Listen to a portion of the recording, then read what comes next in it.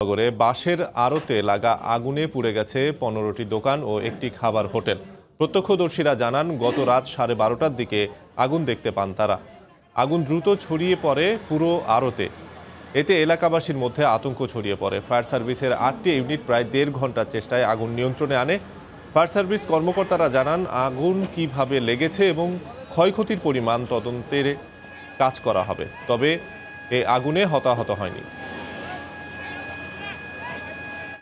দুই দোকানে 2 থেকে 2,500 বাস ছিল, সব পুরা শেষ হয়ে গেছে। পিছন দিক দিয়ে লাগছে, কেমনে লাগছে এই ঘটনাটা আমরা জানি না, কিন্তু আইসে ফোন পাওয়ার সাথে সাথে আসছি, আইসে দেখি কি যে সময় আগুন লাগছে, লাগার মানে 2-4-5 মিনিটের ভিতরে আগুন চারিদিক ছড়াই গেছে। সবাই ঘুমাই রয়েছে, তখন বাইরের লোকজন আমাকে ডাকছিল, তাই এই কারণে আমরা উদ্দেশ্য পাইছি, নাহলে আমরা উদ্দেশ্য পাইতাম না। তদন্ত করে এটা জানতে পারবো যে আগুনটা কোথা থেকে লাগছে।